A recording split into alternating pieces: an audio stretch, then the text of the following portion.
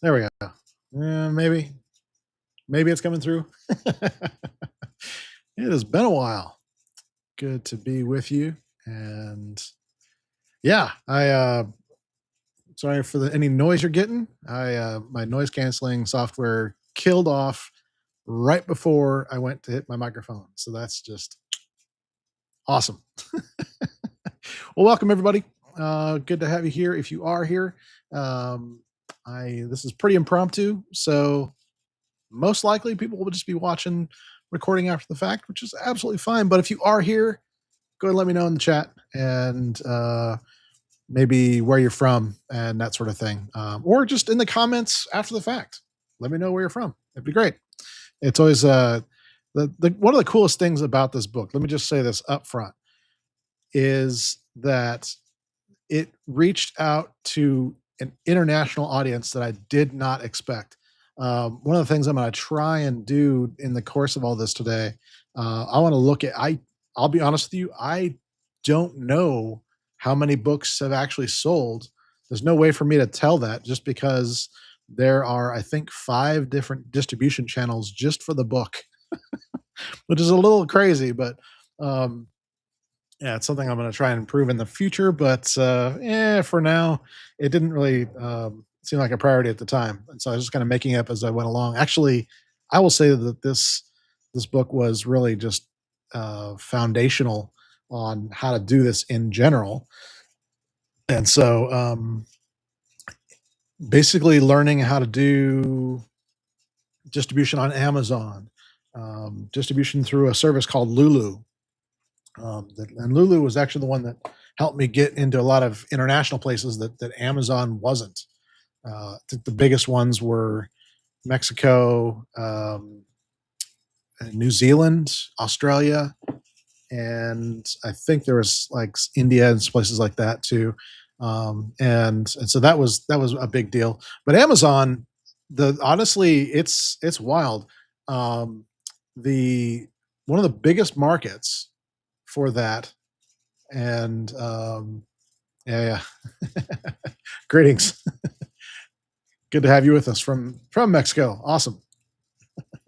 One of the things about that was really awesome was that I think it was mostly the Dutch, I'll be honest with you, but Germany is one of the biggest markets. So I think it was like US, Britain, or just UK in general. I think I don't know if how the Amazon store works there, if it's different for individual company or countries, but UK is different.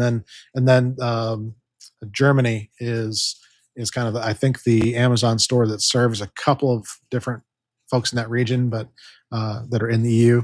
But I'm not really positive how all that works, to be honest with you. But that's the cool thing about a lot of these services is I don't have to worry about it. I don't have to ship books there and have them there. The drawback is we never did figure out an effective way to have like signed copies of Be a Citrix Hero elsewhere. Now, I did figure out with the second book, Just Do This, a way to kind of sign it on the hardcovers. And so going forward, that might be something I offer as a way to kind of personalize the books. I'll, it's not literally me signing it; it's my signature along with some personal messages that I put in the book, and so it's just kind of like a cool little collector item there. So for the next edition of Be a Citrix Hero, I might consider that. But uh, in any case, yeah, I think it was. What am I trying to say here? Yeah, just good for the time, and learned a lot. And so now I think it's a good time to start thinking about, okay, how can we update this again? Um, but yeah, maybe just a little bit of history with this. Actually, the whole Citrix Hero process started way back in 2016, and what I was noticing back then, and kind of a commitment that I had made uh, to myself, actually, yeah. Oh, hey, somebody from the Control Up community. Awesome. Greetings. Good to have you with us. Always love my folks from Control Up. So I was decided to start a blog called ctxpro.com. And the idea was to, and actually, let me go back a second. I think if memory serves, I did not start that one right away. I was actually just blogging on my um, personal site, and so I was just doing Citrix stuff because that's really what I knew the most of, and so I was just combining and things like that. And it started to not make sense, and so that's why I spun out uh, the CTX Pro blog. Hey, yeah, that's awesome. You came up all the way from Mexico to Atlanta. It's awesome. And you know, this is something that I find a lot with folks. Um, if you ever see me at a conference or whatever, say hello. It's okay. It's really not.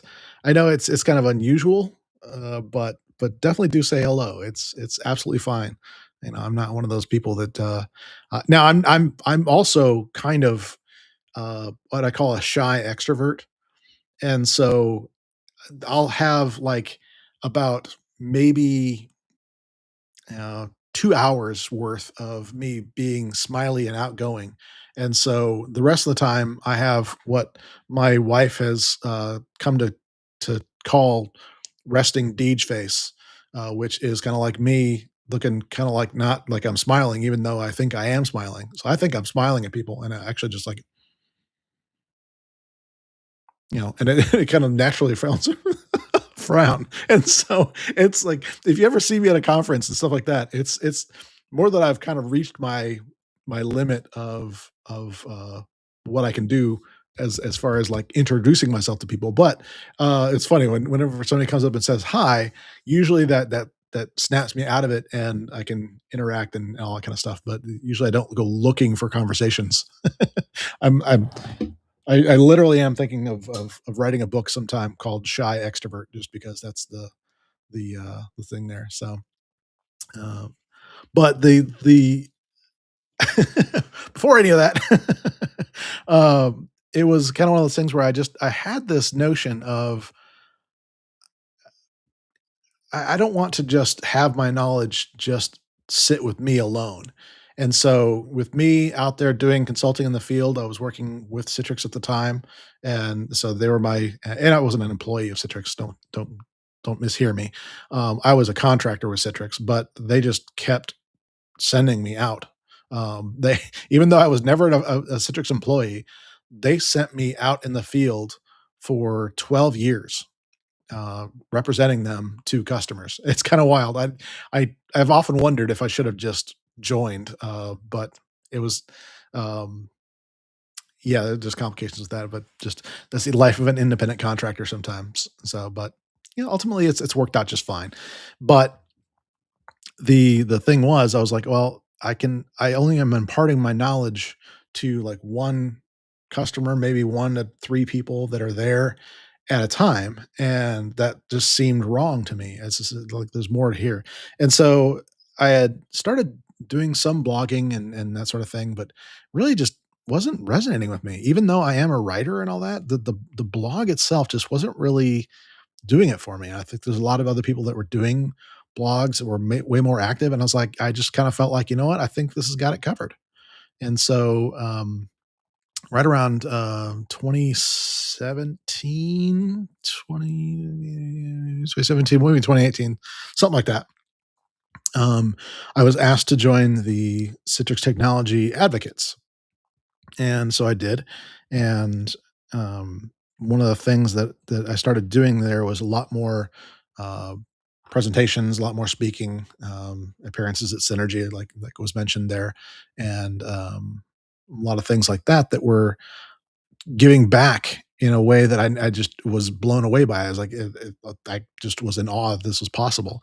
But one of the things that I was doing at the time was a presentation called the Dirty Dozen. And this is something that, by the way, I have full intentions to revive. Just kind of doing an updated version of the Dirty Dozen, but it was like the 12 things that I see people doing worst. But the difference is yeah, yeah, Chris. Uh, we remember those days. Crazy times. Yeah, and then the lunch table, the round tables. I was actually just looking at photos from that, just literally yesterday. I was going through, I was like, I had forgotten about my Instagram account. I'm just gonna be honest with you. I had forgotten about it, and there's a bunch of photos from Synergy. I think it was, the last one, 2019. Yeah, and so, yeah, we were doing those round tables at lunch and things like that. It was a lot of fun. Um, but I think one of the things that I noticed though was that these um, I don't know how to say this the nicest. I'm going to say this the nicest way I can. I don't want to offend anybody. It's not my intention. But what I was noticing was that a lot of the blog articles and things like that that were out there were from a very kind of myopic viewpoint. Like they weren't really considering the wider scope of Citrix customers. A lot of times, actually, in fact, literally, like some of them were really just lab guides. Like if you really boil it down, like Carl Stallhood, for example, his blog really was just to kind of like document better than Citrix was at the time how to install it. But the notion was, here you go, Mr. Sales Engineer. Here's actually how to install this, and others can do it too. But a lot of times people started misinterpreting that as this is the way to do it, and that was never really the intent. I don't think. At least I hope not, because honestly, I spent a lot of my career trying to correct those notions of this is a way, not the way. And if you want to go into production with this, this is not the way. A lot of times, and that got better over time. Honestly, it's a shame that that's not still going on, but yeah, it is what it is. But at the time, Citrix Education was kind of like a closed door. It's not like it is today. In fact, I don't think most people even realize now that there is pretty much all the Citrix education is available to you if you're a customer. It's there. That's one of the things with the change to the licensing and all that kind of stuff that's made that available. So it's there. And so when it comes to education, that was not really I feel it was a challenge then. It's probably not a challenge now, but I'll get into that in a second. I think maybe, but the Dirty Dozen, the way I did that was instead of just using what I was seeing, what I did is I pulled together resources, and how I did this pre AI just kind of blows my mind when I think about it. The hours and hours and hours I spent doing this. I took all this the risks and recommendations spreadsheets from Citrix Consulting because I had access to it at that time. So from um, I will be honest, I'm not even sure how many customers that actually was. I think at its peak, it was somewhere around 300 that I was parsing and basically just saying, okay, this recommendation is basically this. Let's count that. And so the top 12 were what I did in that presentation, the Dirty Dozen. And so um, I wonder if I probably have a copy of this somewhere. This would be fascinating if I can find this. Um, that actually would be fascinating now that I'm thinking about it. Now I'm like gonna become obsessed with like finding this. I'm gonna search through my OneDrive. Uh, Dirty Dozen. I know one of the things that I did was an update in 2022. I'd done a Dirty Dozen update, I guess you could say, for Citrix User Group. But yeah. But and then I did actually now I'm thinking about this. I have done a lot of different editions of this because there was like a work from home edition that was let me just out of more curiosity. This is 2020 and I think I did like a um looking at some of the findings specific to that. But then there was actually some things that were changing and so there were some updates to that. I wonder if I bet you I could here. Yeah, I totally could.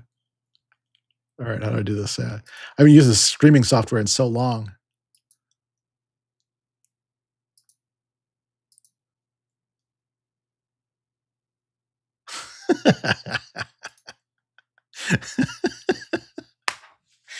Yeah. So this was the presentation, and so what did I have here? So you go through and do all the things, all the fancy animations, whatever. Um, but trying to get to the index here. Yeah. So basically, it was like all the things that were that I was seeing wrong in all these spreadsheets was what I put in the recommendations, like uh, profile management not being configured right, and GPOs not processing right, and things like that. Um, at back then, I was still seeing people using login scripts, and spoiler alert, I still see people using freaking login scripts to map drives and things like that. I was like, what year is it? Uh, and so things like this were like really big deals that were getting missed completely. And so initially I was like, okay, well, I could just probably just write a blog about this. But honestly, I think what I wanted people to have was something that they could have in their hand and be able to just hold on to that. And so um, how do I swap that back? Woohoo. Wow. You don't use this in long enough and they change things around on you. There you go. So there was all these things that were like huge amounts of recommendations that were becoming too big to even have in a presentation. And so I was like, well, okay, well, let's find another way, find something else that will work better. And so I decided to just write them down in a book, and that's what ended up coming. But I didn't know how to do a book. I didn't know how to do this right. So what I ended up doing first was actually a PDF. Ooh, I bet you if I try, I could find this. I bet you. I bet you. Um, because I'm a pack rat. I don't throw things away. Um, and am I gonna find? Ooh, yeah. I think I just found the Dirty Dozen that I did for World of not World of UC. Keep want to say Pub Forum, but it wasn't Pub Forum. um, yeah, look at me stumbling all over this. Where is it?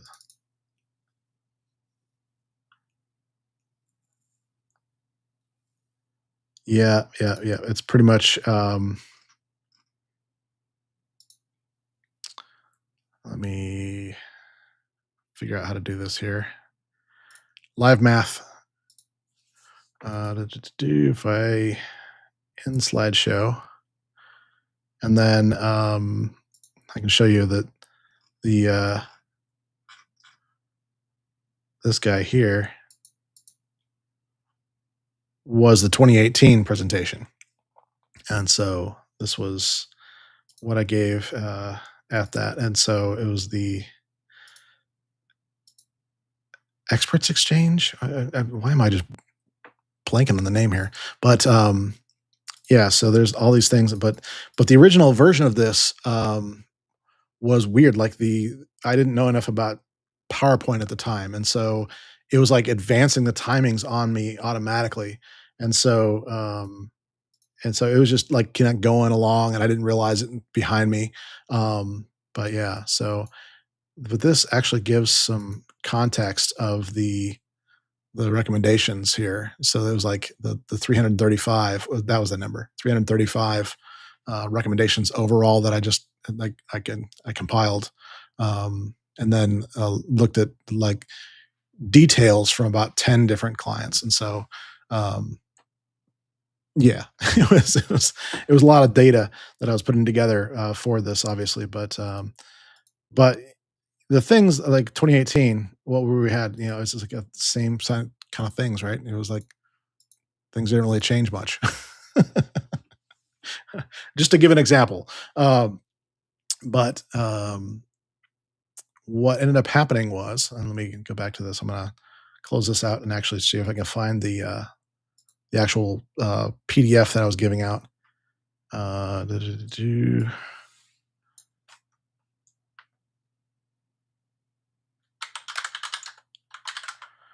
But the concept became pretty quickly, what do I do? Or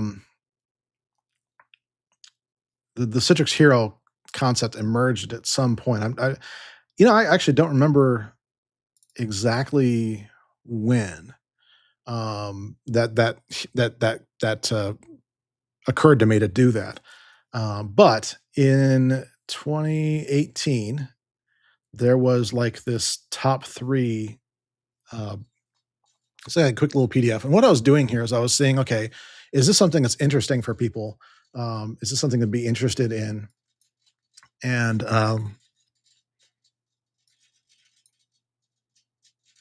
there we go. And so yeah, it looked like this. And so it was just literally a PDF. I think this was even before Canva and things like that. So I think I put this together in like Publisher or something something like that. Microsoft Publisher. But that was this guide. And so it was, a 25-page guide for three tips. And so it was a pretty cool thing. And so what I was developing at the time was a membership program. And the idea was that people could be a part of a membership and learn how to not only get their skills down with the Citrix, but also advance their career. And so that was the concept. So the book really focused in on the technical aspects of this, but there was these concepts of these success lanes that I was um, interested in pursuing with folks that were more of like here's how to advance your career or be where you want in your career, whether it be in understand, maintain, um, what I called at the time build or design. This is actually before I had completed the risk less methodology in the just do this book, and so yeah. But basically, um, you got to see some differences there. But the concept is: are you somebody who is looking at what should be there? Are you looking at what is already there? Are you looking at building what is gonna be there? Or are you the person that's going to be, designing, for it, once a solution has been, determined? And so it's just like you're various levels of career in there. But what I was finding was that there's no real, as far as like things like earning, there was no distinctions necessarily. There was always like a higher up you could go within those lanes.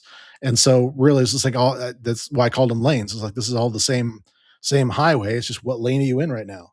You know, are you in that, kind of engineering mode? Are you an engineer that builds this out? Are you administrating, that sort of thing? And so there's always like roles that like went with that. And so the membership was a concept of, hey, let's figure out what's best for you and get there.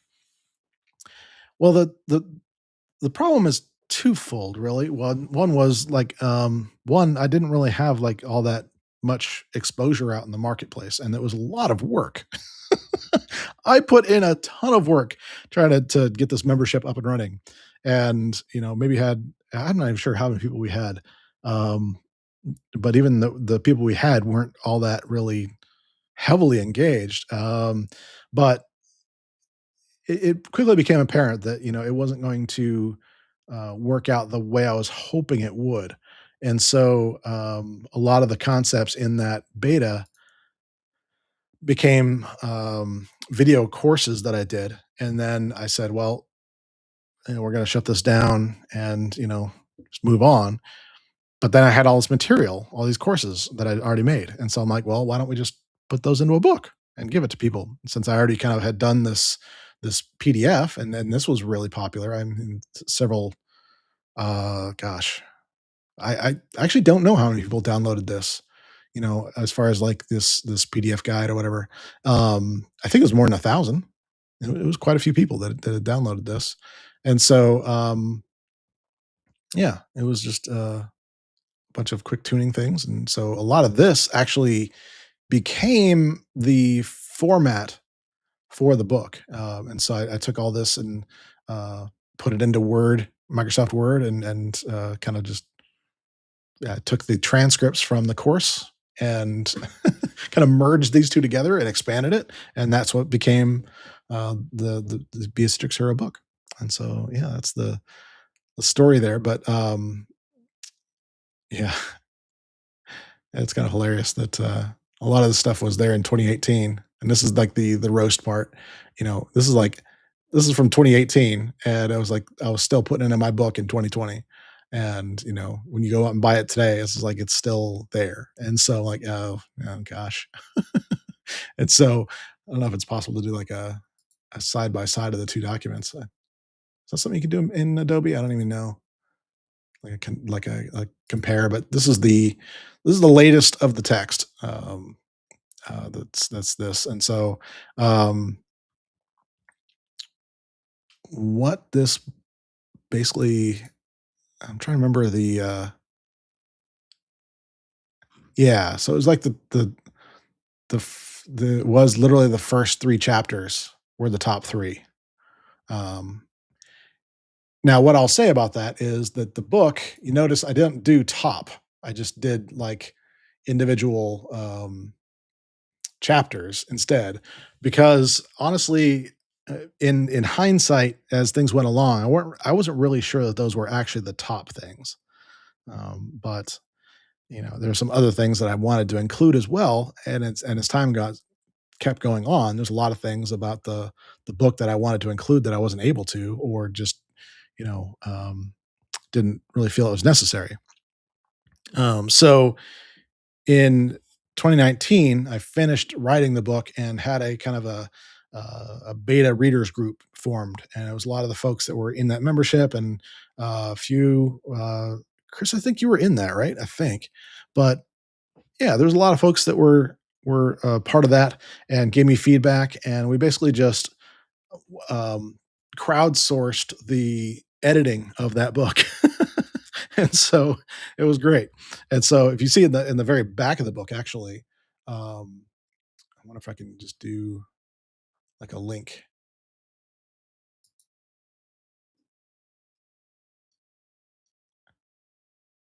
or did I have to take that out? There was a version of this that I had to. remove the names of all the people that were the beta readers because Amazon was uh, had some sort of concern about that, and they were dinging me on that. So I think this version I might have already taken those. I might have taken those out already. So unfortunately, yeah, yeah, yeah. So yeah, that was interesting. But um, now I'm like, how do I get back to the top? Yeah, whatever. Uh, it's probably not important. So the thing with that whole story with the beta readers was like, okay, the idea was at the time to just release it as a Kindle, and so I did that. Um, and I probably have written down somewhere exactly when that was. I think it was like February or something like that. So I released it on Kindle. Everything was great, and then I think somebody literally asked me, "DJ, are you going to do this as an actual, book? That we can hold in our hands? Is this something we can have?" And yeah, and so it's like, yeah, I think that's possible. Truth is, my notion of this book was always to make this kind of a practice run for the next, and that's the great thing about this is that it was a practice run for the next. Now here's a fun fact for you. Based on overall actual sales, like not what I've given away, but sales of the book on Amazon and all these places like that.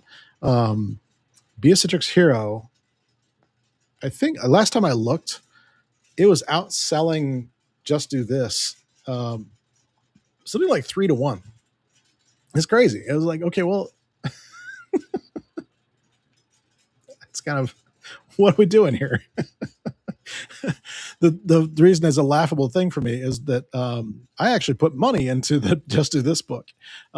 I hired a designer. I mean, this was like in like I can't remember if it was. I don't think it was Canva. I think it was like a different program at the time. But I just did this. I didn't like hire this out. It's not professional at all. It's just like a professional wouldn't do it like this. It's like so not professional the way I did this, but and we made it work. So um, the hilarious thing about all that is hiring an editor for the other book and all the things that were those were processes that were already in play. So I had already hired the editor for Just Do This when I was going through the process of being publishing Be a Citrix Hero.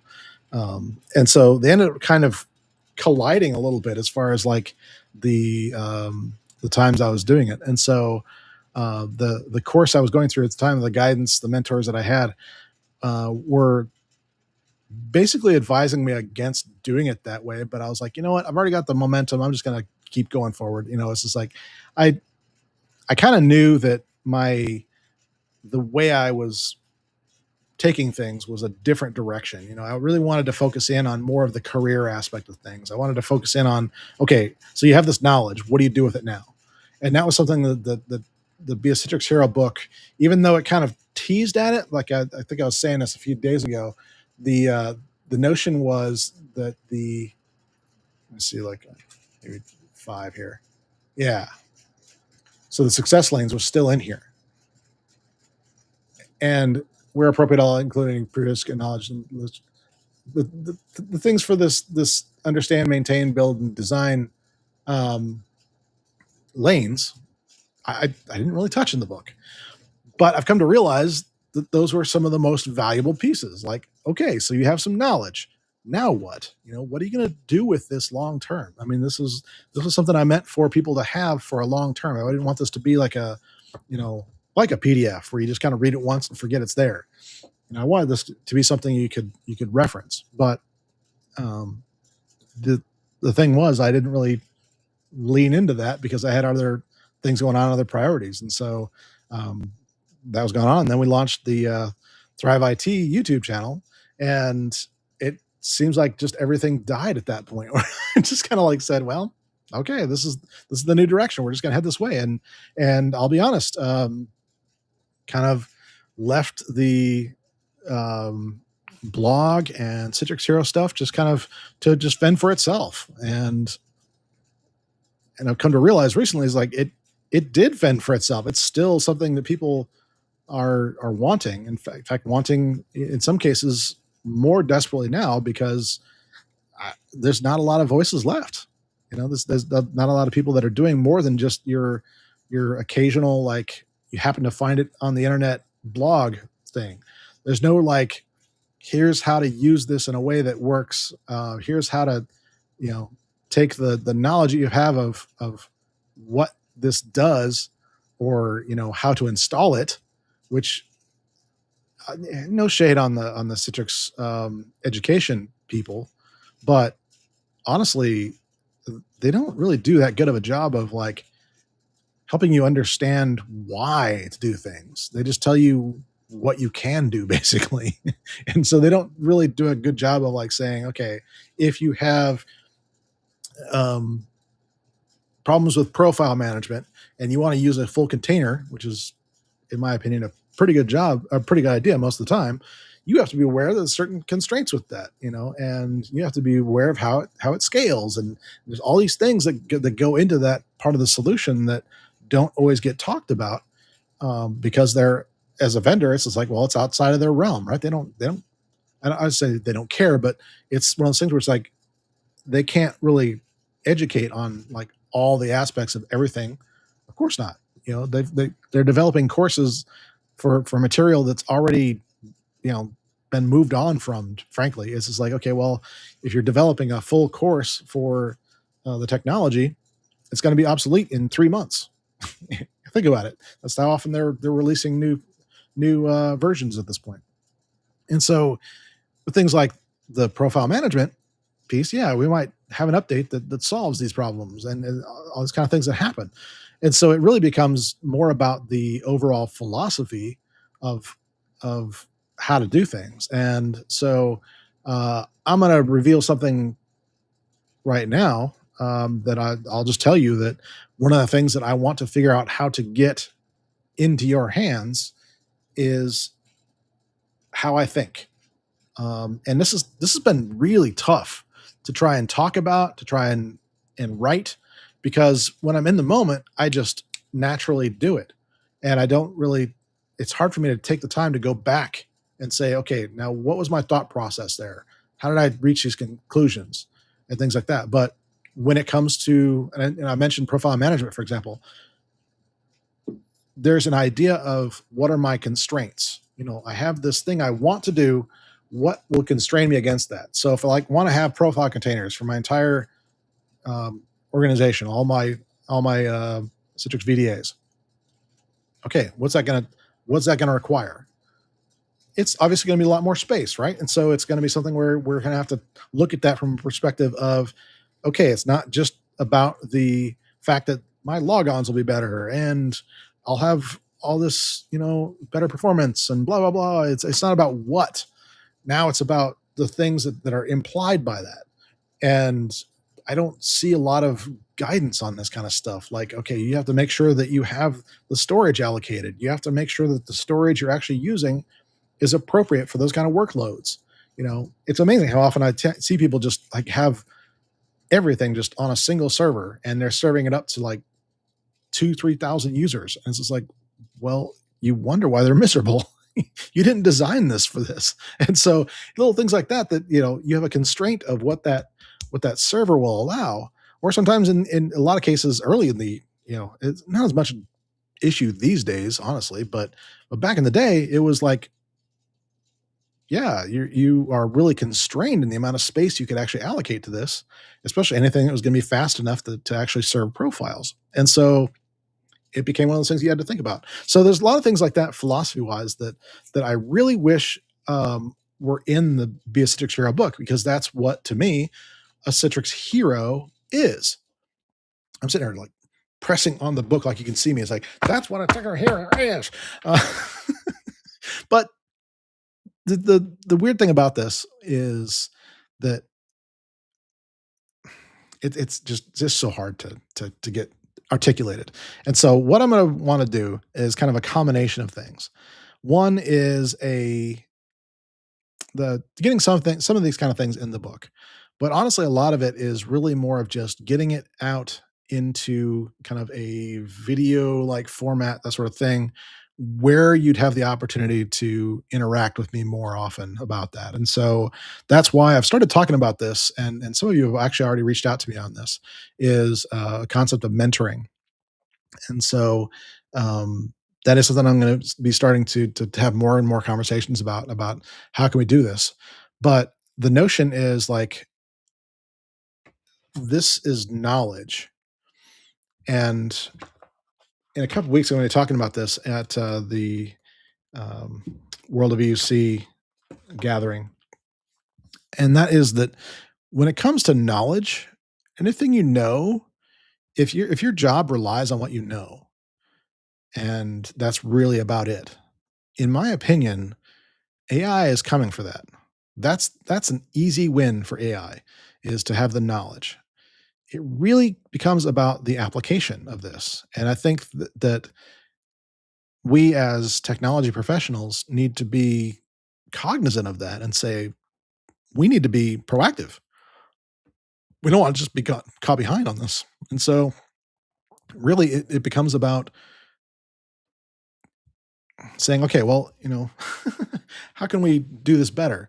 How can we get prepared? How can we get to that point where, um, I'll give you an example here. One of these things right here, this maintain lane, this is absolutely where AI is coming. That's the biggest one right there. Is if it has to do with any kind of things that can be automated, are repetitious, or require a lookup of knowledge, that is maintain that lane. And that is, it's kind of scary because that's where most people start with UC. They start in that kind of, whether it's a service desk role or systems administration, that sort of thing. That's where Citrix usually gets introduced to them for the first time. And so I personally am very, very concerned about this, because now we're going to be seeing basically an assumption that you're going to be leapfrogging.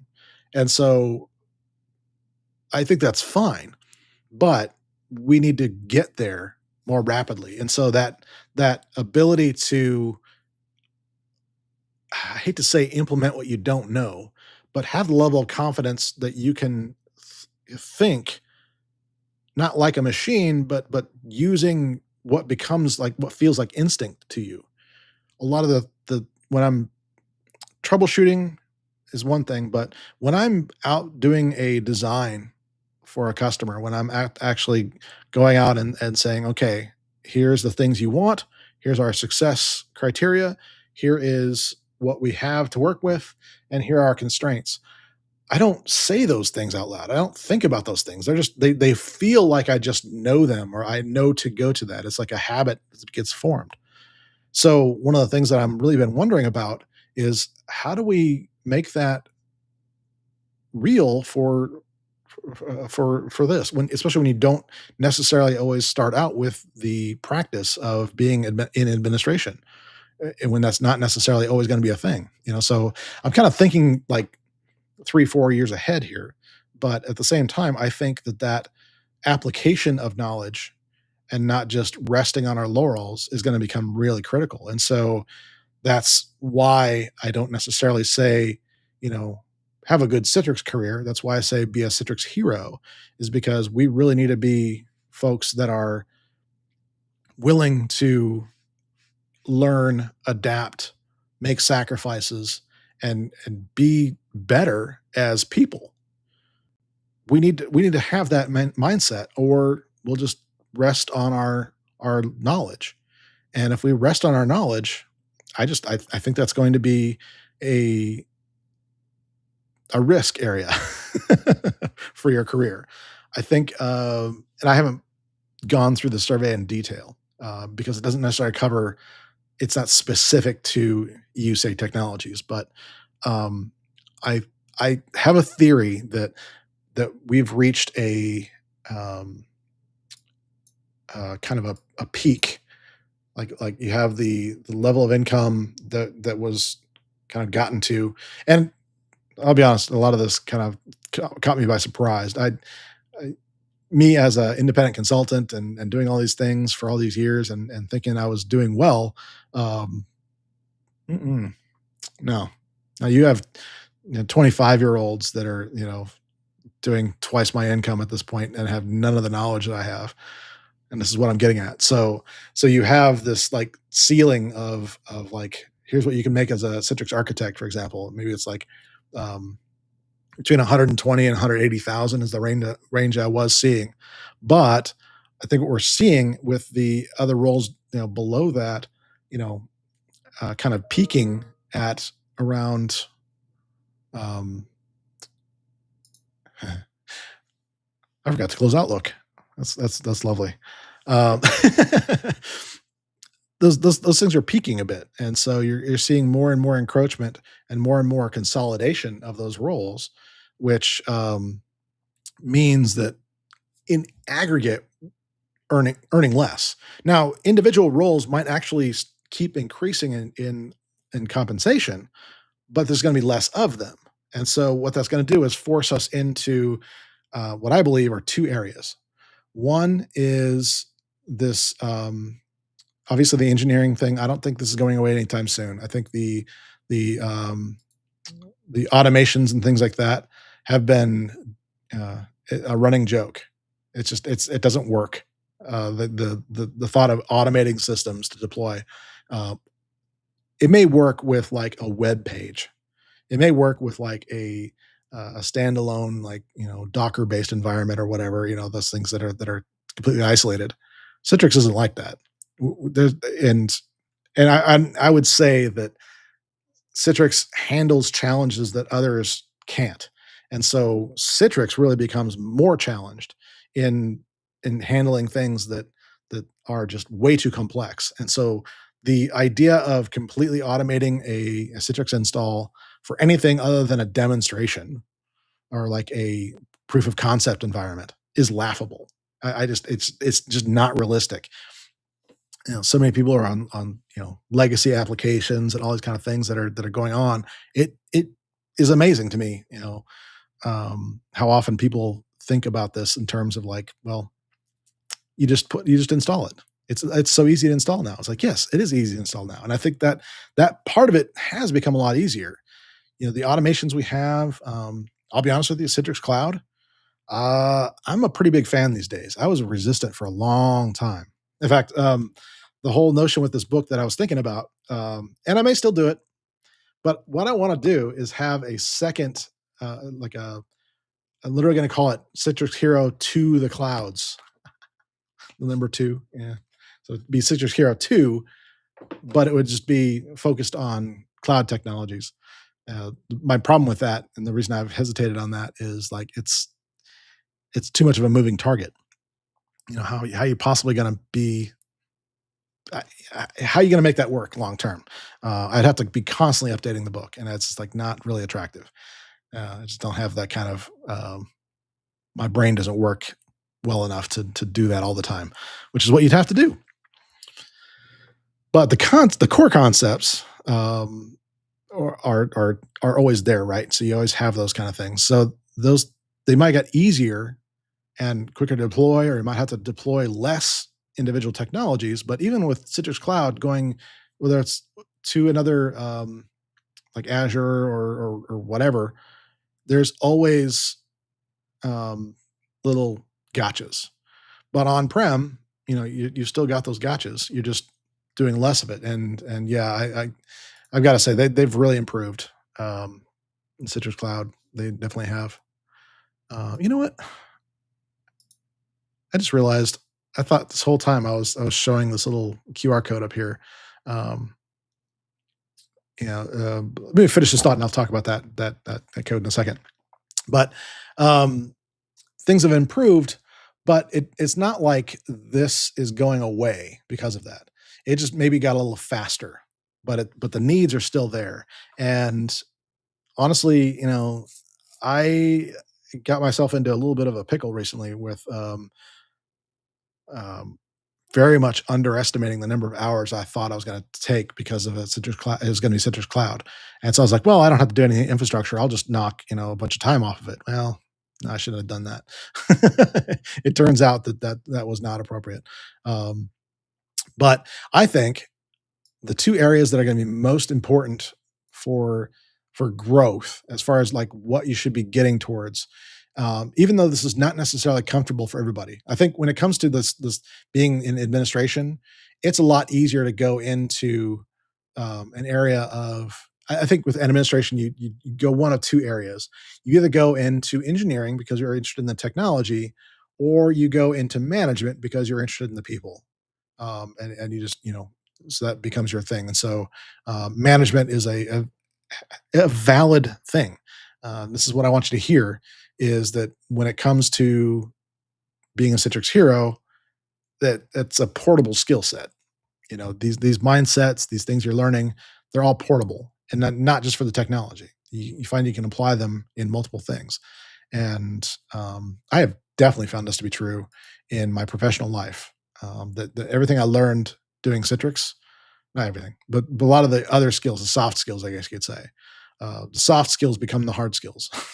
They become what sticks with you. I hate that they call them soft skills at this point because it's like those are the things that have actually mattered. My getting good at documentation was what led to me writing books. My getting good at presenting the notion of um, yeah, here's what you need to do in your environment. Like here's the design. Those kind of things led to me doing exactly things like this. And so this has all been a progression, but it's all because of that technology. What working in that enabled me to do later. It's kind of cool. And so when it comes to things like your your career, this is kind of where the I I still have the original course up there. And honestly, I think, I'm probably gonna be raising I intended to raise the price, and I just I'll be honest with you, I forgot. I forgot to raise it, because I wasn't really pushing it at all, I wasn't really saying anything about it, but, at the same time, I'm like, there's a lot of stuff that's there that's not in the book. A lot of stuff, actually, that's not in the book. There's an entire, my what I call the turbo tuning framework, which is basically a notion of, okay, well, let's focus on the most important things first and do the things that are actually going to have the highest return when we were actually doing things like tuning a Citrix environment, and that sort of thing. And so it's really much more along this area. Some of that kind of flows into that maintain kind of lane, I guess you could say, or the area. But it was really kind of more for Citrix engineers to understand. Okay, well, here's some things you can do to kind of fine tune this environment better and better. Things like running the Citrix optimizer. What is the cost of that? Nothing. How long does it take to do? Huh. These are things that used to take me like an entire day to get done, and now it's done in like 5 minutes. If you use the .NET optimization, if you don't use that, then it's done in like a minute. And these are all like tons of things that we used to just have to go in and click, and for Martin said, hey, why don't we just put this into a script with a GUI? And we're like, gosh, Martin, that's a great idea. Uh, why didn't I think of that? um, but the idea with that turbo tuning framework was something I wanted to have in the book. Um, I just I honestly I couldn't figure it out, like how to get it in there fast enough, and so it just didn't make it. Um, but things like that are in the course today. What I want to do going forward, though, is a pretty massive upgrade of that course. So we're including not only the technical, but also what I was talking about the um, here's how I think about things. And so I'm looking at some various ways to do that, and this might end up being the the first thing that I end up kind of like vibe coding, I guess you could say, is how to get that more interactive. But that's just it is a huge challenge. It really is, especially when it comes to technical things. Now, when it comes to like guiding people on a process of design and things like that, really what we're talking about here is much more of this plan phase, which is more of that architect kind of lane. But the thing about that is, like, if you are just in systems administration, jumping to that one is pretty much impossible, because this requires a lot of the technical knowledge and experience and instincts. But also, I'll be honest, man, being a Citrix architect has been challenging as from an interpersonal standpoint. And so I've come to realize that there's a lot of politics you have to deal with. You're you're dealing with other teams that have their own agendas and things like that and all the concerns. And it can be a real challenge to balance that.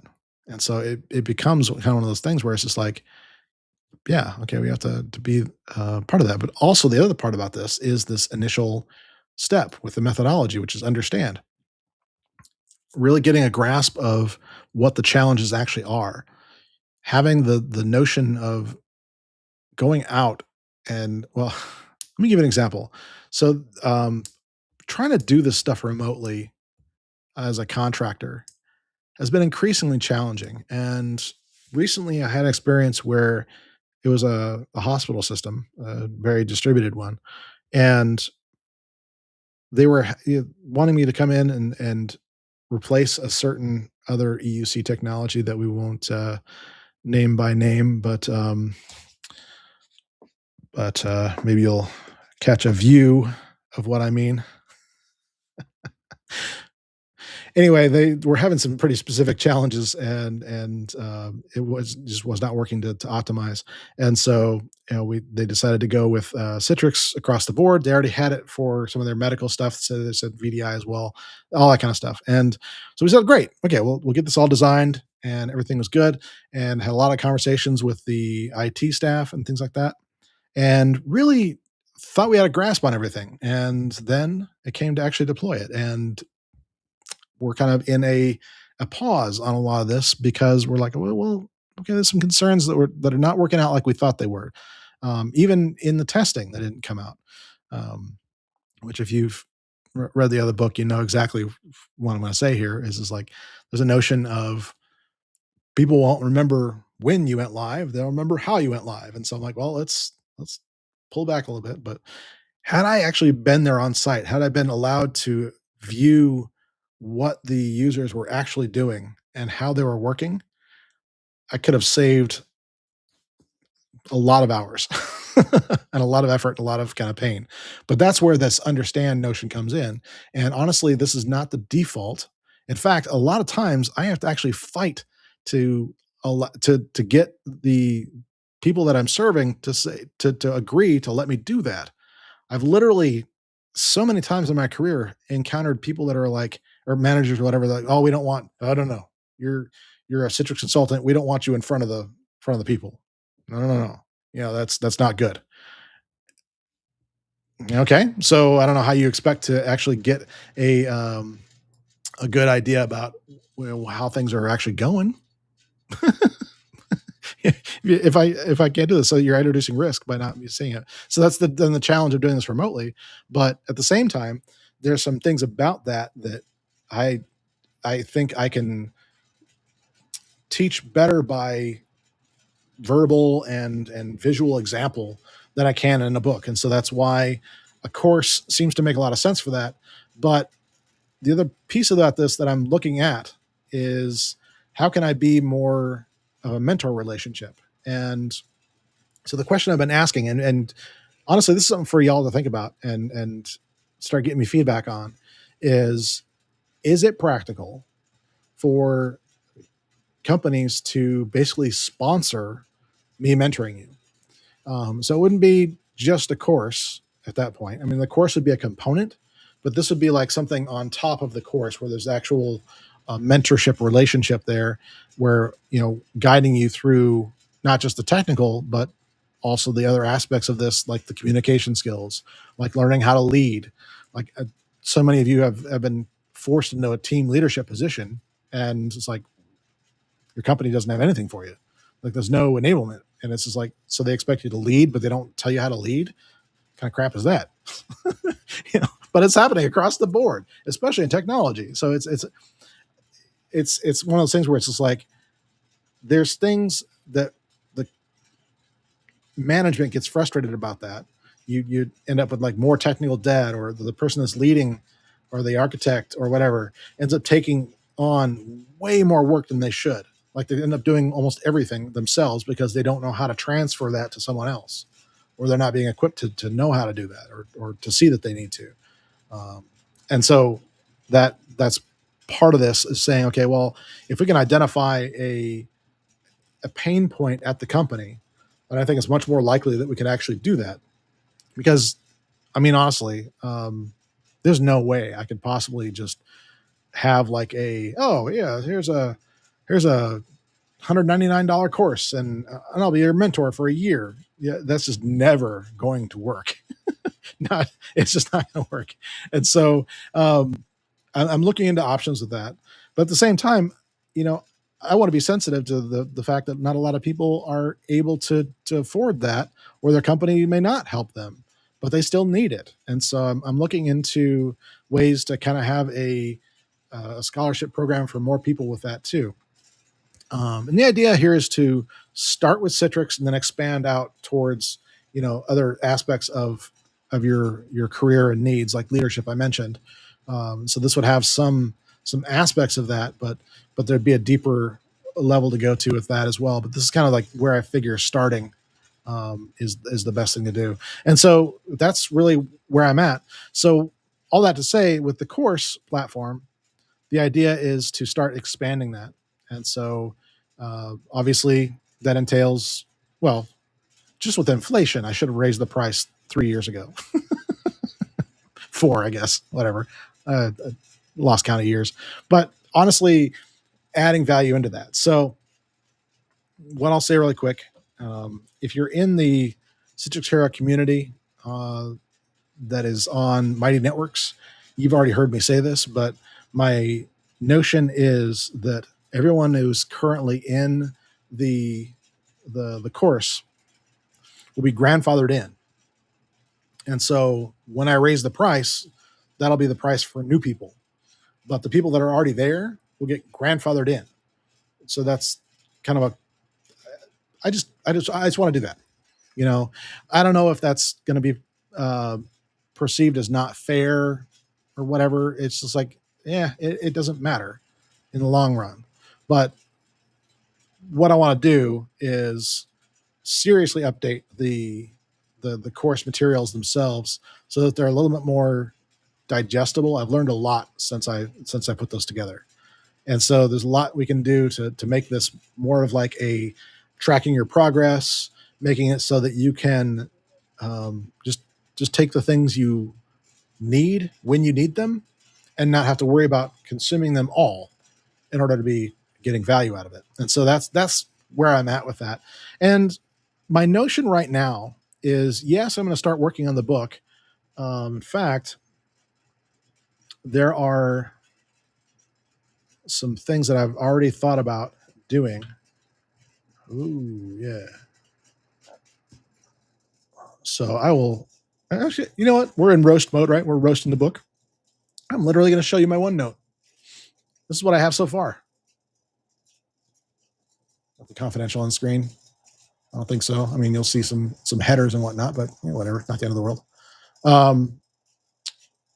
But there's some things that I know I want to either take out or kind of present differently in the book itself.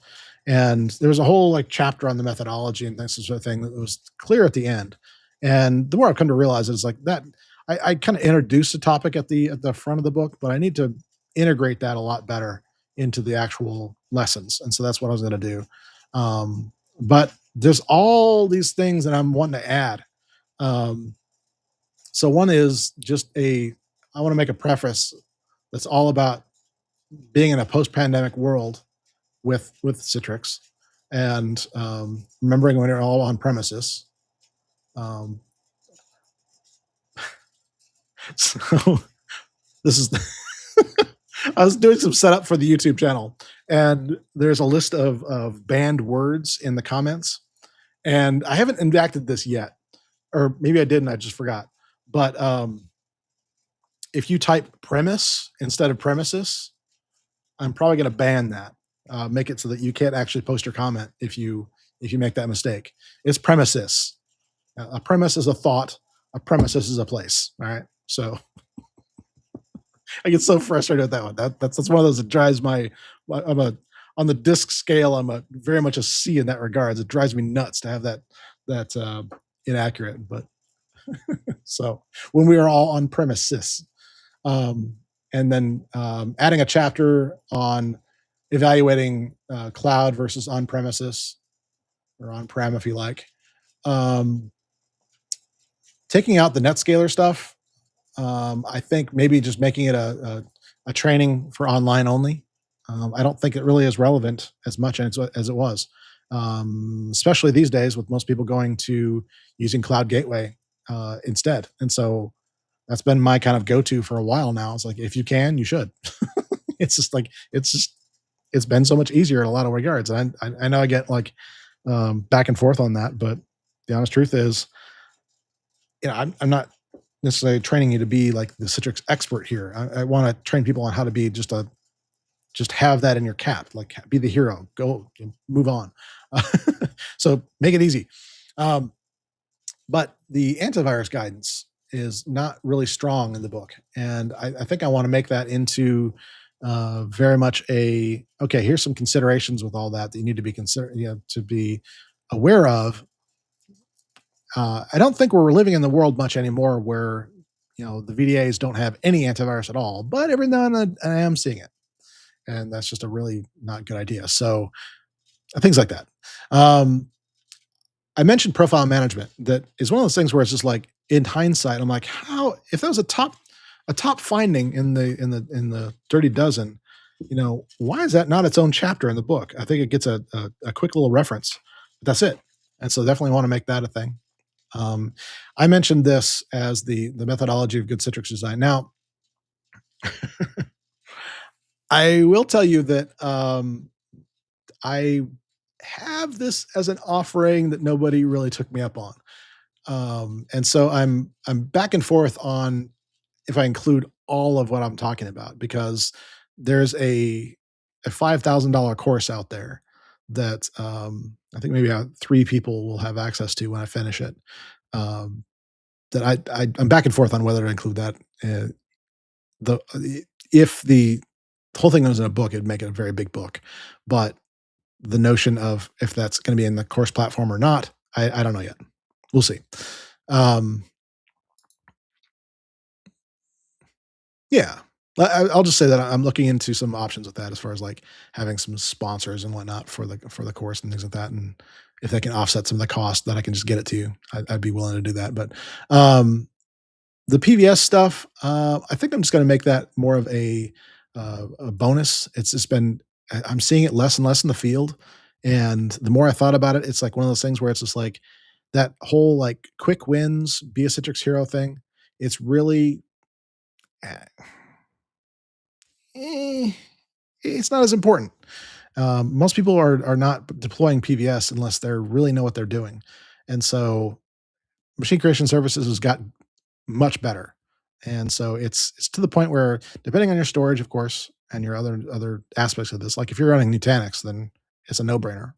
It's like you need to be running machine creation services. What are you doing with your life? Uh, but there's a lot of things like that. But also that whole whether it should be non-persistent or persistent. I'm seeing a lot of the remote PC still out there in the field. When COVID happened, a lot of people saw Citrix as just remote PC. I wish I was kidding, but it's absolutely true that now 6 years later, I'm still encountering people that only think in terms of like persistent desktops or persistent VMs because there was just like, this notion of let's get it done quick and kind of that quick and dirty kind of a thing to where yeah, that was done and never really fixed. And so you just have that notion of some really inefficient and badly run virtual environments or physical and virtual hybrid environments that are just like, what are you even paying for? So a lot of trying to figure out how to include some thoughts about that, about how to move forward and get people into a better situation with that sort of thing. But um, yeah, there's a lot of swap that. Yeah, there's a lot of fallacies around. I I've been at this for so long that it actually does irk me when people wow, like, I can't even get it out. When I hear customers or people saying like, "Oh, yeah, published applications, Citrix can do that?" Ugh. Yeah. I literally hear these things now. It's out in the field. This is like they think it's like apples to apples with the other VDI technologies, and it's just not. It's just not. And Citrix has done virtually nothing to combat this, which I find utterly laughable, obviously. But there's a lot of just really bad perceptions about what the technology can actually do and how it actually compares. It's become just a checkbox on a Gartner um, matrix, and it's just laughable how how different they actually are when you really boil it down, and then the actual benefits. It's yeah. I'm getting out. I'm soapboxing, but that's one of the reasons why I stick with this stuff, guys. Is this like, yeah, it's not that the technology is bad. You know, I have some pretty serious problems with the way the company is in a lot of aspects right now, but the technology is still great. So I still want you to win with this. Um, I do want to talk about MFA, FAS. And now it's emerging with using Entra ID directly with hybrid joined devices. I'm getting into the weeds here, but the NetScaler chapter, like I said, is kind of like it just needs to go away. But multi-factor authentication and single sign-on is absolutely something we should be talking about. But here's the thing, and I want to highlight this. Um, One of the reasons why I want to do the course first and then the book next is I want to be able to feature your stories. I want to be able to say, okay, um, and the funny thing is, oh, oops, what did I do to myself here? I disappeared.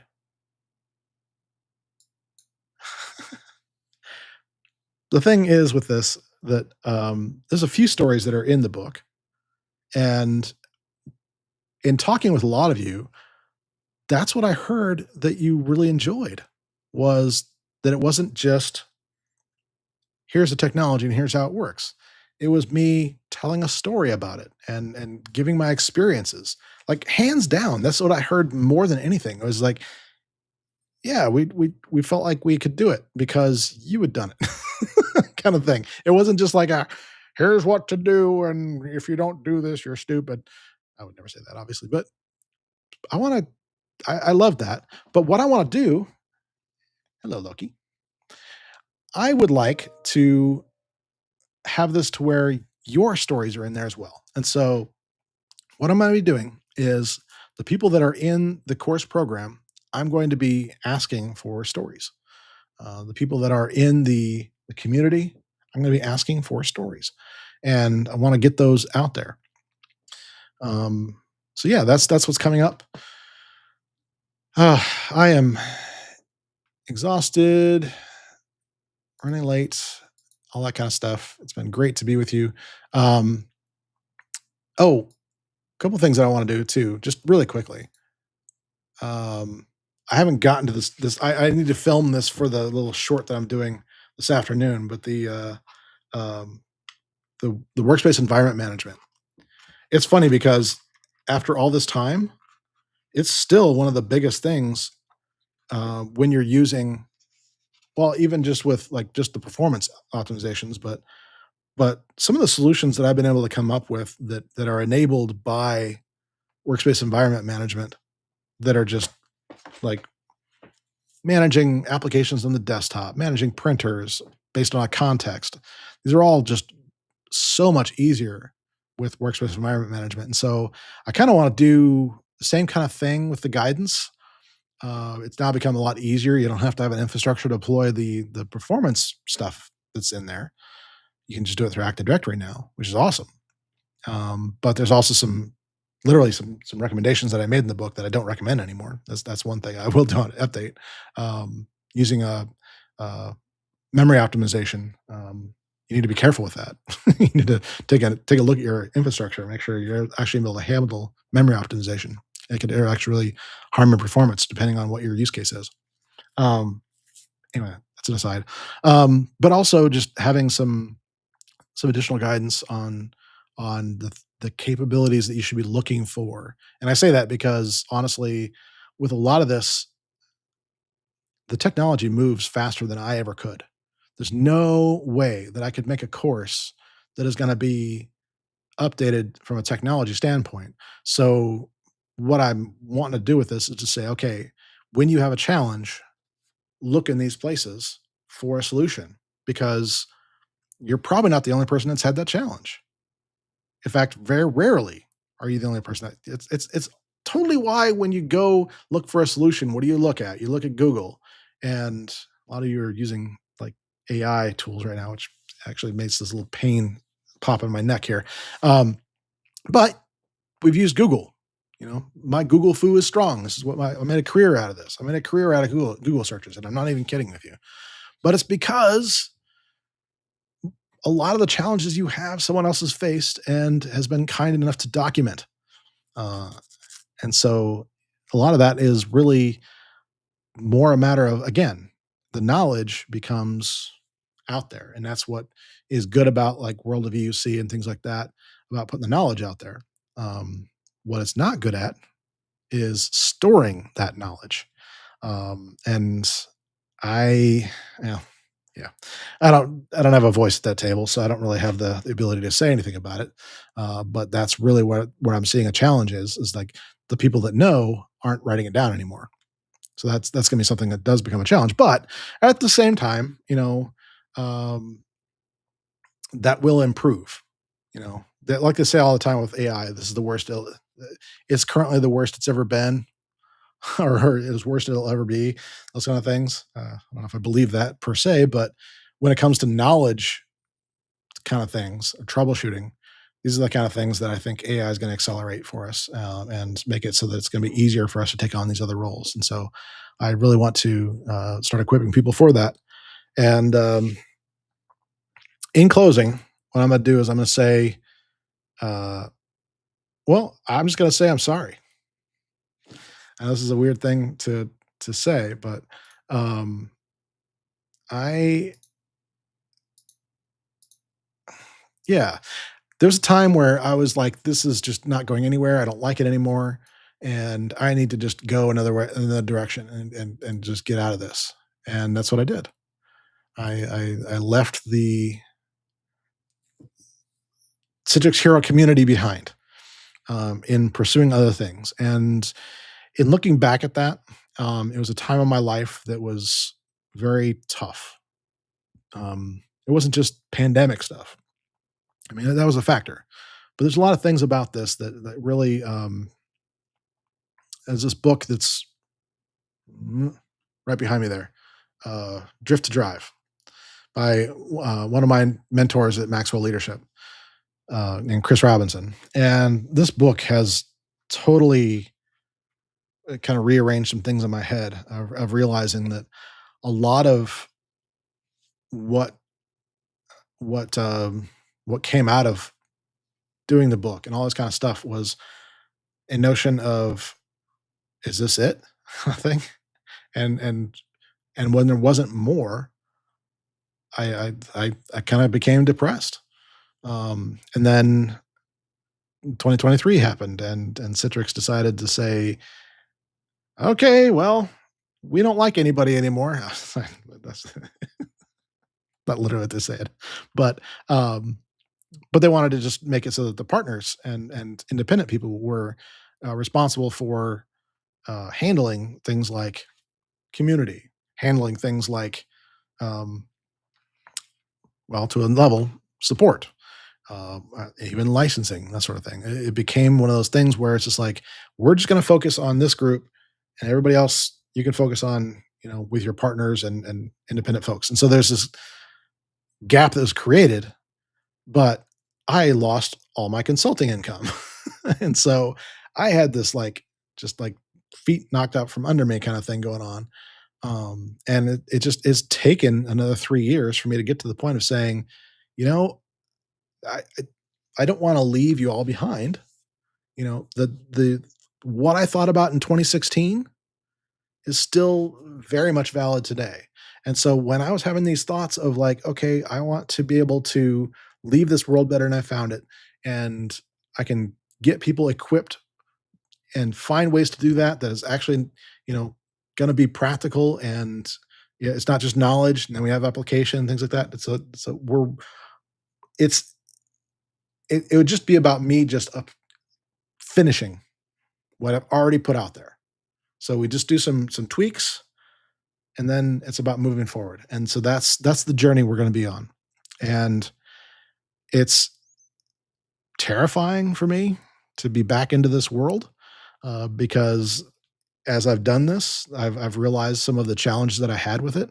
That a lot of folks just know how to ask technology questions, and so they naturally think that this is just about the technology. Well, I'm working on getting better about the messaging, that saying, if you just want the technology, there's free stuff for that. There's free stuff for the knowledge. But if you want to actually apply this into growing a career and being, um, feeling like you have a purpose in life, that's who I want to attract. Those are the people that are really going to be interested in the concept of being a Citrix hero, not just as a person that does Citrix in their day to day life. There's a difference, and so that's where we're going. And like I said, I do apologize publicly for just abandoning that notion, um, and going off to other things out of my own frustrations and burnout and trauma. But that's where we're at. Speaking of the trauma thing, I am still working on a book on this. It is still there. Um, but I'll be honest with you, there are just some, in writing this fictional story about a person in the healthcare world that gets thrust into this position of having to deploy Citrix when he didn't know what it was, and all this kind of stuff. There's a lot of your journeys in this. There's a lot of my journey in this. It's our story, but it's been one of those things where I've realized that there's just so many just points of trauma in this. It's like I'll start writing it, and I have to stop myself because it's like I have to walk away for a while. I've had to walk away from this book, I think, 7 different times, just because it's become overwhelming.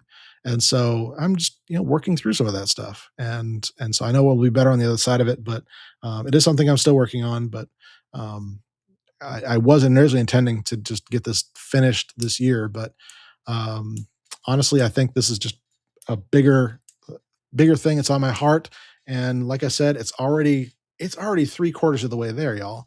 It really just takes a little bit of updates, and pushing through this, and applying some things I've learned in like the marketing world, and technology, as far as like the uh, platforms that are out there and those sort of things. The capabilities we have now dwarf what we had 7 years ago. And so the notion is to say, okay, well, all the things that I really wanted to do, let's update that, give it a better direction, and go for it. And so that's what I'm doing. So that's it. That's not it, but that's it for today. So thanks for being on the journey, and I really appreciate you. I appreciate all you do out there in the world. So many stories. Oh my gosh, I didn't even get to share some of those. I wanted to today. I got to yapping. We'll have some other videos. We'll talk about this. I really do want to share your stories, because some of the things you guys have said to me over the years has just been mind blowing. I've had people that have come up to me and said, "Hey, you know what? I applied for this other job because of your book. and I'm now doing this instead of what I was doing because of your book. I've had people say that, I didn't make a bad choice because of something you said in an email. Just little things like that. Just like, I was like, are you serious? Is this real? You know, um, folks I don't know face to face that are too shy to come up and see me. It's like I have this blessing of making all these impacts on people that really deserve it. You guys work in situations that are just utterly ridiculous. It's, I mean, especially this week, like being up from like 1 a.m. to 5 p.m. working straight through on stuff that, like, it ended up not even being a Citrix issue, but it's perceived that way, and you're not able to go until we can prove it out. That sort of thing. It's those kind of things are what we deal with, and we power through it, and we still maintain a notion of, you know what, we're here to make this a better place. So kudos to you, Citrix heroes. Love you guys. I appreciate you. So what I'll say is just be blessed. Be blessed by the best. Then go be a blessing to all the rest. That's what I say. Love you guys. And we'll see you next time. We'll do this more. If you want more of these, let me know. Put comments on videos, send me emails, text me on LinkedIn, whatever. Just let me know if you want more of this, and we'll do it. But for today, I'm going to go because I have a meeting in 2 minutes. All right. See you guys soon.